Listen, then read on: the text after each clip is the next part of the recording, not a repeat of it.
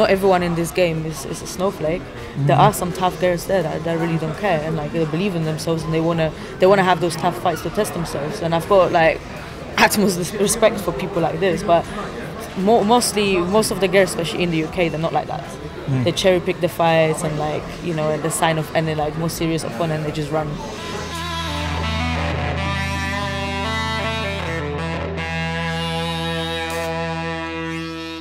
Yes, Kay Bacik, Queen of the South. We are here after your short notice fight at what was it again called? Oh, the Cage Steel. Yeah, Cage Steel. Yeah. And you've been struggling to find fights, even though you've been signed to Combate, one fight. Invicta. I'm signed to Invicta, and obviously I had a fight in Combate that never happened. Oh, is that what happened? Yeah. Is it like okay? Yeah. How has it been like this whole year, like with the frustrations of trying to find a fight and but training and leveling up, but not being able to show it, basically? Yeah, it is quite frustrating, like you said, because obviously being in a camp for like over a year non-stop and not really being able to plan out any breaks or holidays or anything outside of like being in camp is quite draining. Because obviously when you do a camp and then you have a fight, at least you get some sort of form of reward from it. Like you see you accomplish something, you see your progress, you can kind of assess and move forward. But when that fight gets cancelled, like fight week, or they pull out fight week, then you don't really get the same thing. You just have to get back straight into training and like hope something else is gonna come up. Yeah. And then obviously like I managed to get like one-off fight in March. That was in my weight division event. I was like, okay, let's do it.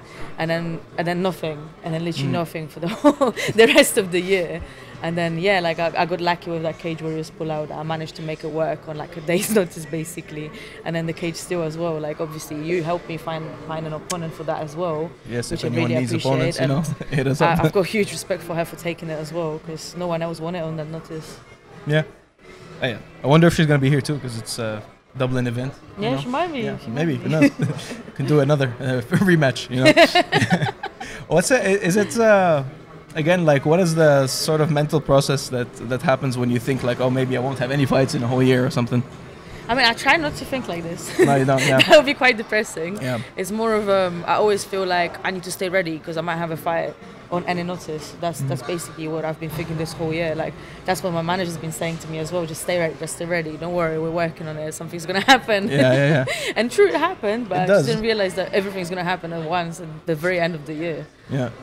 Do you think sometimes it's like gratitude and like leaving it to fate a little bit, Yeah, because I don't know, like I feel like I did force these two fights to happen a little bit more than usual, but this is why they happened, because I pushed for it. I was like, well, I'm just going to take things a little bit more into my hands than usual, and I'm going to try to make sure this happens, and it worked this way. But usually I just let things flow, and like if it happens, it happens. If it doesn't happen, it doesn't. But maybe I just have to like step on it a little bit more firmly sometimes. Yeah, but so you've been. What's your background actually in terms of fighting?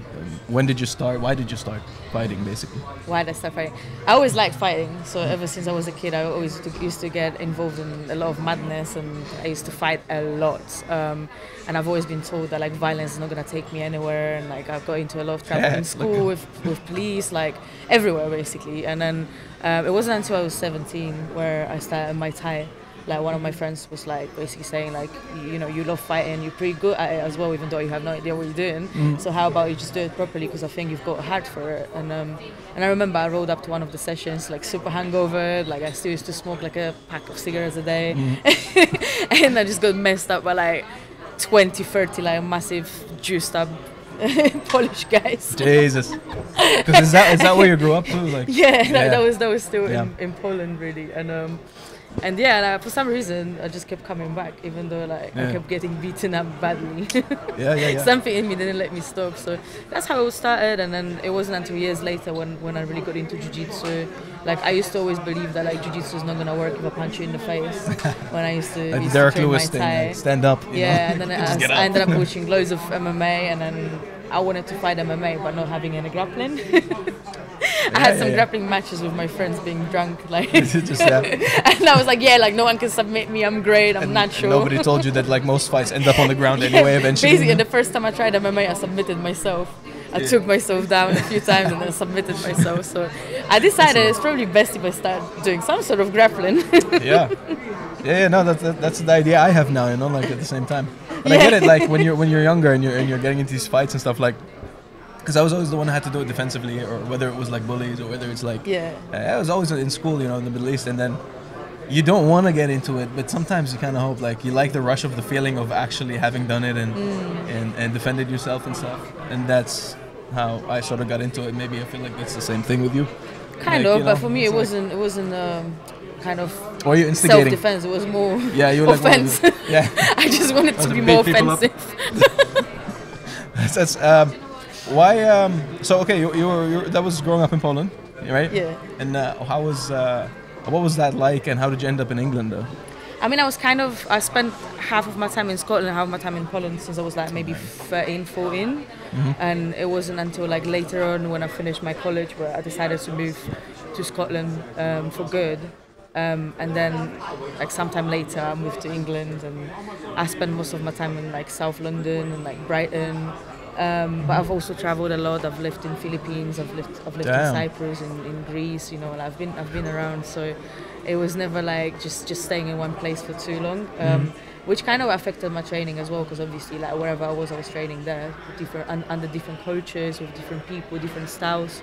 So I feel like that helped me learn a lot from like different people, just bit by bit, and just get the puzzles together, like learn a little secret from every coach I've ever had. You know, every person I trained with taught me something that I took with me forever. And a bit of like life lessons, or like seeing a different perspective of like how different people are. Yeah, and that's like martial arts. There's a lot of diversity in there too, in a sense. Definitely. So yeah, as long as you've got open mind, you can always learn something from everyone. Yeah, and it teaches you maybe not to be married to a location. Kind of, it's Definitely. Easy to move around if Definitely. You need to be somewhere. It's also nice now that I found my home gym. And I feel like, okay, this is the team where I belong. This is the team where I feel comfortable with my coaches, with my teammates. And GB I feel top like team. I can really grow here. Like, it gives me everything I need. And like, I'll still travel and train other places whenever I'm traveling. But this is my base. And this is somewhere that I feel like I want to go back to, which is new. I never really felt it like that, not to this extent. Because when did you join them? Maybe like a year and a half ago. Oh, the year and a half, sorry. Just in case. Yeah. But so because now you're here like at PFL Europe attending, you know, to see your teammates perform, and you've been traveling and seeing them perform and everything.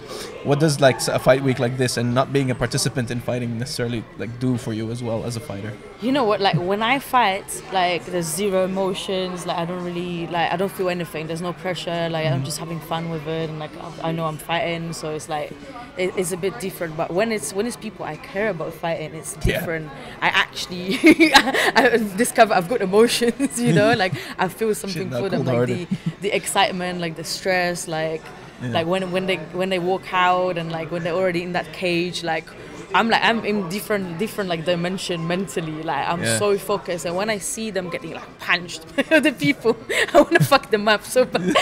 like this is me. I can't control it. Yeah, it's like this whole how dare you touch my friend? Helplessness of not being able to do anything about it. You know? Yeah, but I mean I could always try to jump in the cage. You should. That'd be some good promo, you know. Yeah, well, Islam's guy. What's Khabib's people against Conor as well. But that wasn't during the fight. Yeah, exactly. I think he'll be banned forever. Like yeah, because you need to give the option open to perform, like to compete here maybe one day. Yeah. You know. Yeah, but it's definitely a lot more like emotionally draining seeing people I care about compete than me competing. I feel nothing when it's me. Yeah. Do you feel like you still get that fight week experience that they have? Yeah, definitely. I like to be involved. Because in you're like, not very known for having fight weeks. Sometimes I have a fight week, but that's it. That's just about that. One fight week, yeah. No fight camp. Day. Yeah. The day before, you do the media day. Like, we attend more days, I think, than you as a fighter. Probably. I hope it's gonna change, you know. I hope I'm gonna get a full camp fight for once to actually see how I can perform on a full camp. Yeah, exactly. What point did you realize that like this could be a career? You know, like. Because you decided to go with, like, this could be a career for you, that you can get paid for this, and that you actually have the potential. People get paid for this?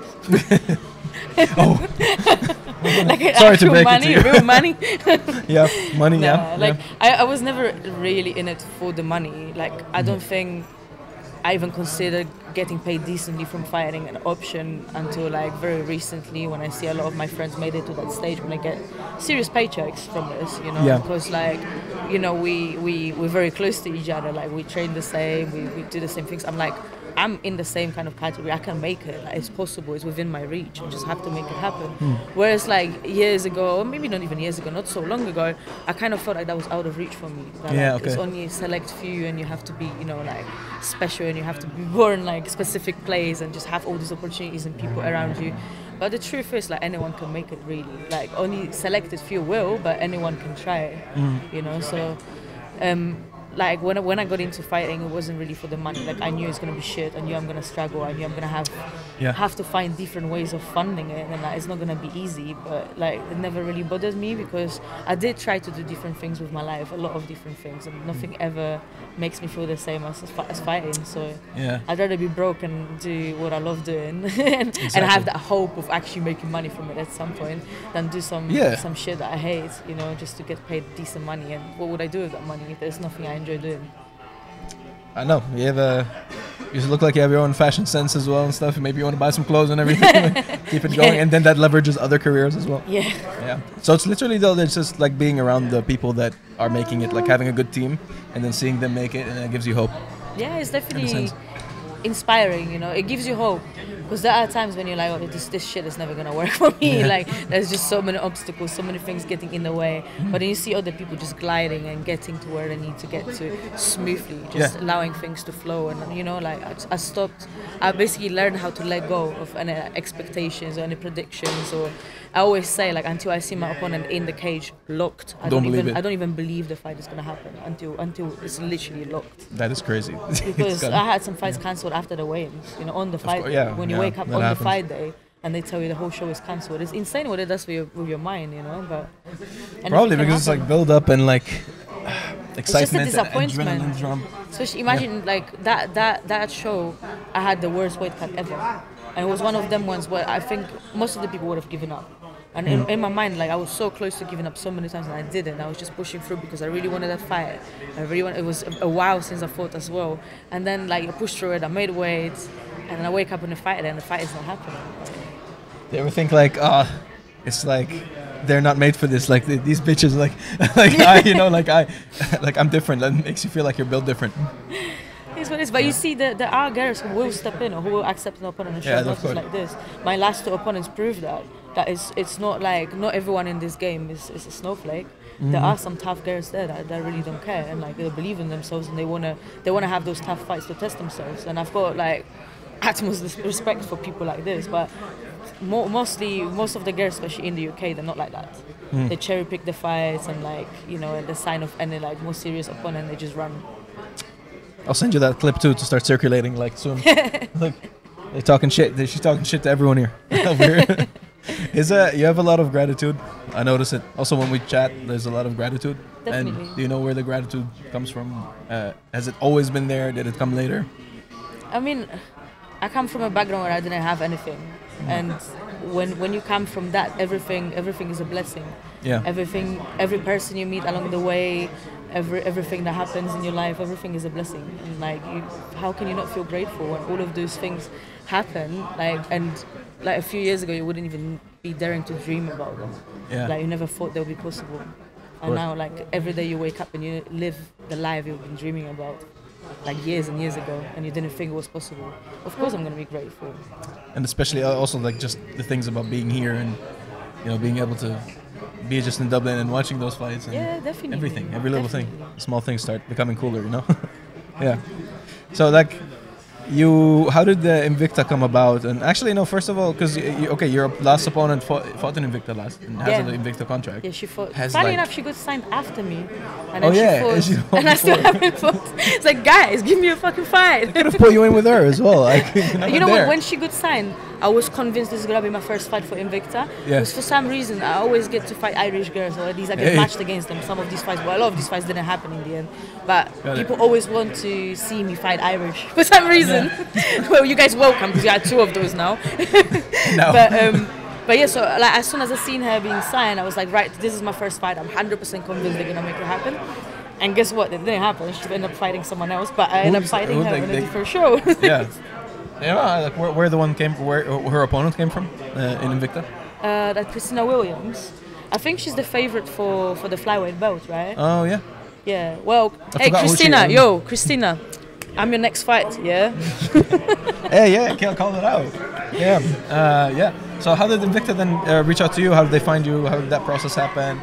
What went into the decision making? It was all my manager's work. Carol, he's had quite a few offers from different shows and stuff. I was kind of like reluctant to sign with anyone. I wanted to kind of float freely and just see what's out there, fight for different promotions, see how they treat me, like how it is, the whole experience, and then kind of pick which way I want to go. Like, I don't really like contracts in general. Like, so when it comes to fighting, I also don't like contracts.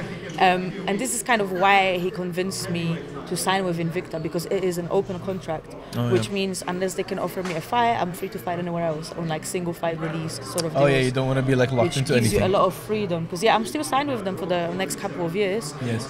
But around the fights that they've got for me, I'm able to fight anywhere else. So it gives me a lot of freedom. Even though a lot of shows they offer me fights, but they want a multi-fight deal, and they're kind of not willing to just give a single fight. But if there's an option to get a fight somewhere, I'm free to do that unless it clashes with Invicta. So it gives me that sort of at least illusion of freedom and flexibility.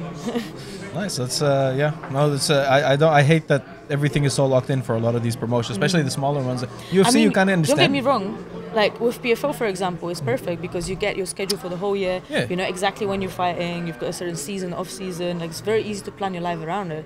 Whereas when you sign with a promotion and then it's like you don't even know when you're fighting. Like I signed with Invicta in June. And I still haven't fought for them. If that was the only promotion I'm allowed to fight for, man, that's peak. Yeah. It would have been harder to get you a fight then too, by the way. But yeah, I mean, it all worked out. It is working out, and hopefully soon you get your next fight will be for Invicta, big platform. Hopefully. And so about PFL Europe tomorrow.